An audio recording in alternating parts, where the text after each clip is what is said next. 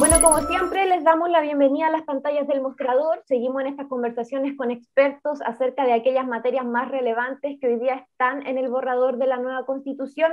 Hoy día, particularmente, vamos a hablar sobre los órganos autónomos con autonomía que existen en el texto de la nueva Constitución, aquellos que ya existen y aquellos que se incorporan, y vamos a conversar sobre el alcance de sus competencias, el método de integración, en fin, varios temas. Y para eso estoy conectada, tal como están viendo, con Claudio Moraga, profesor de Derecho Administrativo de la Universidad de Chile. ¿Cómo está? Muchas gracias por acompañarnos estos minutos para conversar sobre este tema. Gracias, Francisca, por la invitación. Bueno, partamos rápidamente por aquellos órganos autónomos que se incorporan en el texto de la nueva Constitución. Entendemos que hasta el momento lo que existe, bueno, son 5 órganos autónomos: el Banco Central, la Contraloría, el Ministerio Público, el Servicio Electoral y el Tribunal Constitucional, que ahora pasaría a ser la Corte Constitucional, pero se incorporan nuevos organismos como el Consejo de la Justicia, la Agencia Nacional del Agua, la Defensoría del Pueblo y la Defensoría de la Naturaleza. Y antes de entrar en materia por cada uno de ellos, me gustaría hacerle una pregunta más genérica, entendiendo que estos organismos buscan fortalecer la institucionalidad administrativa, ¿cierto? La administración técnica respecto a ciertos temas, y por una parte también atenuar la relevancia de la influencia política que pueda existir al respecto.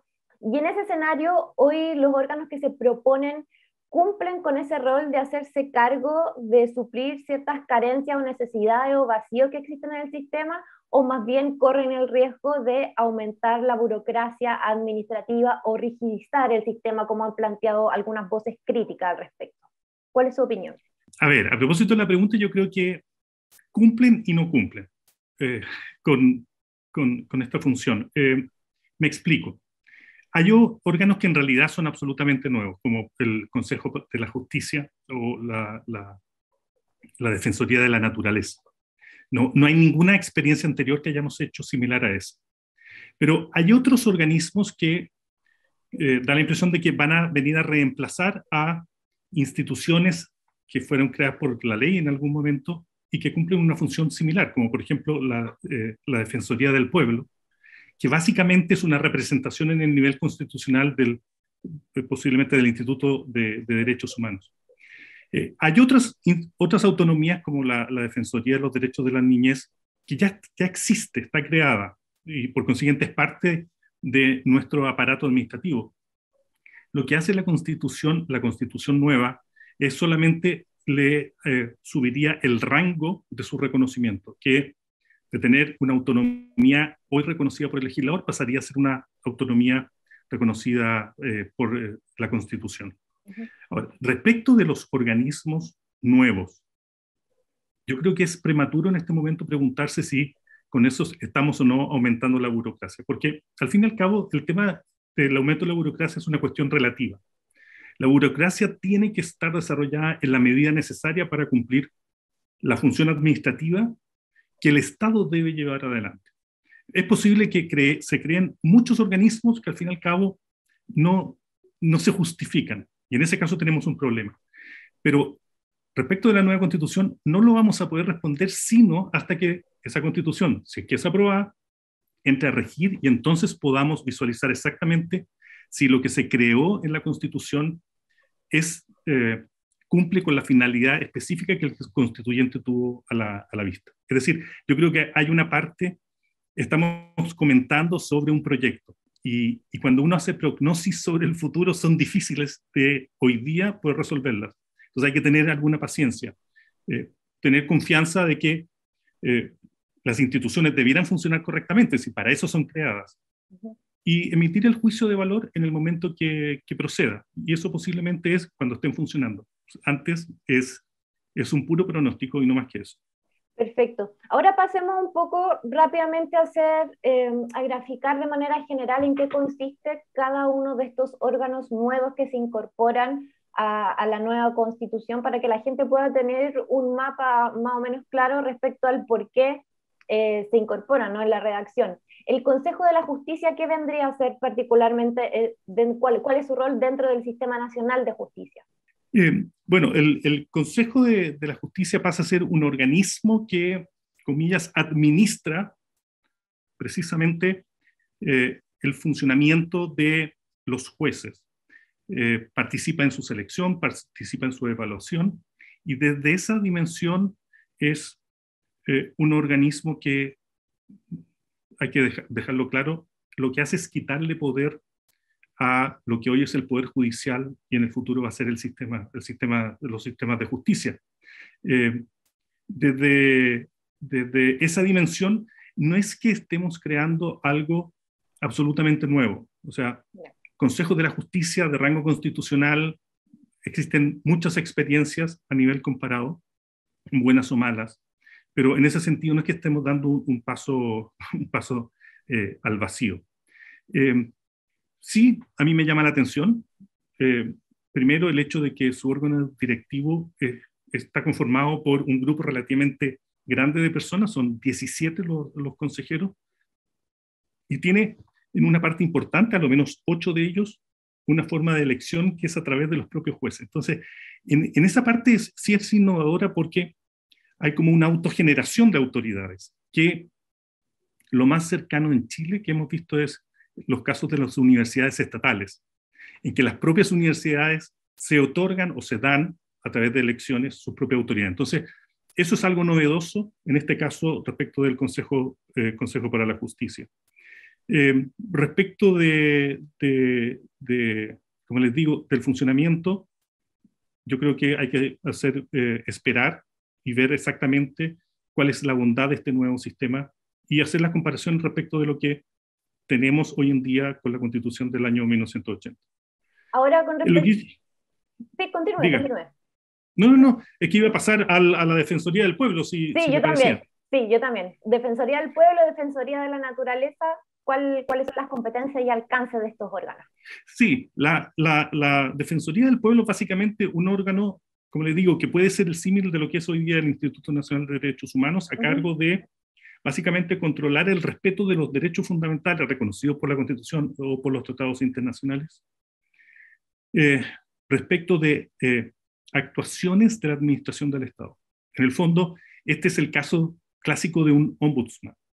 No es alguien que vaya a sentenciar, a juzgar, pero es alguien que colabora, dirige, recomienda, fiscaliza el comportamiento de los órganos de la administración del Estado de un modo tal de que no puedan, o lo posible, evitar la lesión o afectación de derechos de las personas. Es algo que ha sido un anhelo por años en este país. No habíamos tenido la experiencia de un ombudsman. Bueno, sería la primera vez que lo vamos a tener. Tampoco es un organismo nuevo en el sentido de que hay experiencias comparadas de su funcionamiento y son, la mayoría de los casos, muy, muy positivas. La Defensoría de la Naturaleza sigue más o menos la misma suerte, en el sentido de, pero sí es algo innovador, en el sentido de establecer un organismo a cargo de verificar el cumplimiento de las obligaciones ambientales por parte del Estado y también de los privados. Y eso es algo que denota, denota básicamente lo que venimos escuchando, que es la atención diaria permanente que ha tenido la Convención Constitucional por el problema ambiental y la cuestión climática. Y en ese sentido, no debiera llamarnos la atención que se cree en este momento como un organismo que se va a especializar precisamente en estas materias para protegerlas de actuaciones que puedan atentar en contra de ellas. Perfecto. Y por último, y la Agencia Nacional del Agua creo que sería el último que se nos estaría faltando, ¿no? Sí, sobre la Agencia Nacional del Agua, bueno, va a ser el organismo que va a tener a su cargo proteger la disponibilidad del agua, no solo para esta generación, sino que además para las generaciones futuras. Este es el símil, no es exactamente lo mismo, pero es en alguna medida como constitucionalizar la Dirección General de Aguas hoy actualmente existente, pero con una consideración muy especial respecto de cuál es su función y objetivo.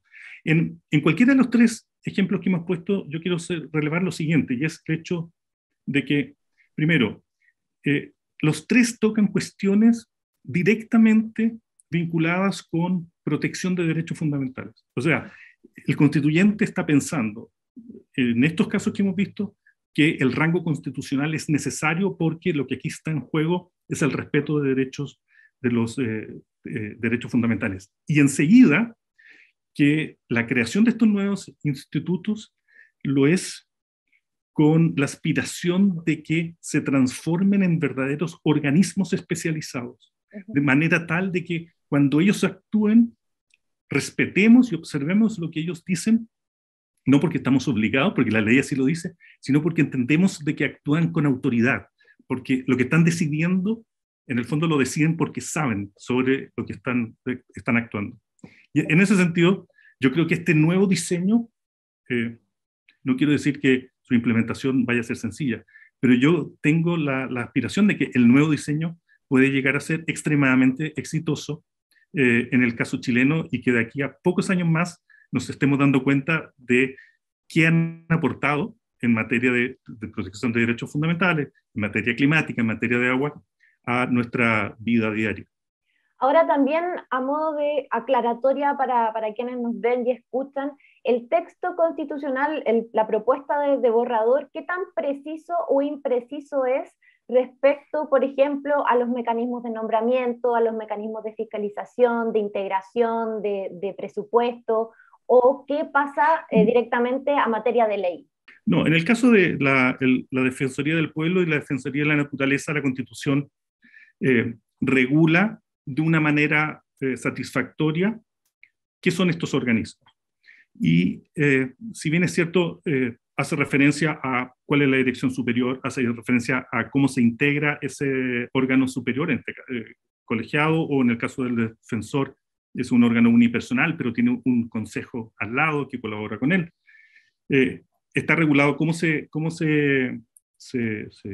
nombran y además incluso cuáles son las causales de remoción de esos cargos. En ese sentido, la Constitución cumple con lo que debe cumplir.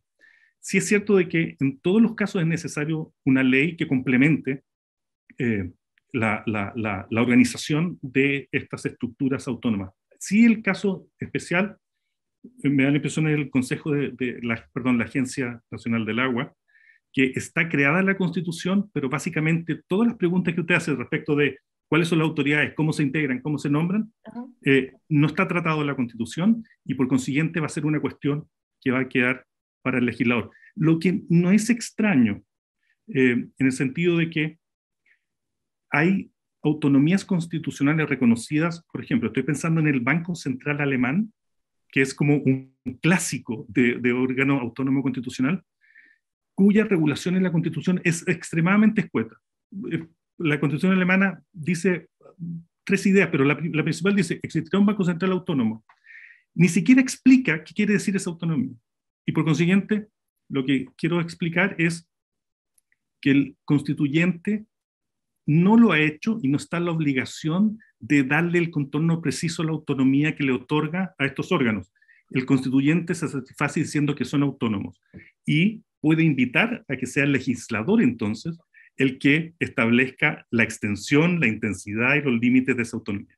Perfecto. Ahora, para cerrar como última pregunta, ¿qué consideración nueva podríamos mencionar respecto a los órganos ya existentes, como el Banco Central, el Ministerio Público? Sabemos lo del Tribunal Constitucional, que pasa a ser Corte Constitucional. ¿Qué otras consideraciones nuevas existen en el borrador de la nueva Constitución? Mira, a mí lo que me ha llamado la atención es lo siguiente. Primero, en los casos del Ministerio Público, el servicio electoral disminuye el periodo en que los consejeros o el fiscal nacional ejercen el cargo.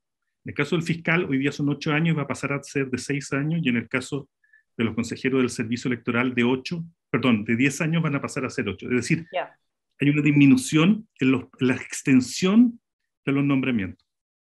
La otra consideración es que en el Ministerio Público, en la Contraloría General de la República y en el Banco, y en esos dos, en realidad, se agrega a el órgano unipersonal superior, fiscal nacional o Contralor General de la República, un consejo, que hoy en día no existe en esos términos. Y la tercera consideración importante, en mi opinión, es que tanto en el Ministerio Público como en la Contraloría General de la República, hoy en día son órganos autónomos que actúan con la personalidad jurídica del fisco, es decir, del Estado. En el futuro, en la nueva Constitución, van a tener una personalidad jurídica propia, de derecho público. Es decir, no van a ser Estado cuando actúen. Y esta es una consideración técnica, y es la siguiente. Tratándose, por ejemplo, del Ministerio Público, cuando una persona es lesionada por las actuaciones que lleva a cabo un fiscal, lesiona sus derechos fundamentales, esa persona tiene derecho a iniciar acciones en contra del Estado, del fisco. En el futuro, solo va a poder iniciar acciones en contra del Ministerio Público, es decir, de una persona jurídica distinta. Y no sé si en eso, puede ser que yo esté mirando demasiado bajo el agua, pero podría haber algún tipo de debilidad o debilitamiento de la posición que tienen esas futuras víctimas de actuaciones de fiscales cuando quieran obtener reparación a sus derechos que han sido amagados por esas actuaciones, y en que el patrimonio contra el cual pueden actuar no es el del fisco, sino que es el patrimonio del Ministerio Público. Y en el caso de la Contraloría, también pasa a tener una personalidad jurídica distinta a la del fisco, con lo cual, en la opinión del nuevo constituyente, solo van a poder existir órganos autónomos constitucionales si es que están separados jurídicamente del Estado, lo que en la Constitución de 1980 no había sido el caso siempre. Bueno, Claudio, le quiero agradecer por su tiempo, por haber conversado con el mostrador. Muy aclaratoria la conversación, particularmente también para conocer y que la gente pueda conocer las motivaciones de las y los constituyentes para la creación particularmente de los órganos autónomos nuevos en el borrador de esta nueva constitución. Así que muchísimas gracias, vamos a estar muy atentos a ver cómo resulta esto a propósito de las transiciones institucionales, que también es otro tema bastante importante. Espero que nos podamos encontrar en otra oportunidad, que esté muy bien. Gracias, Francisca, hasta luego. Chao, chao.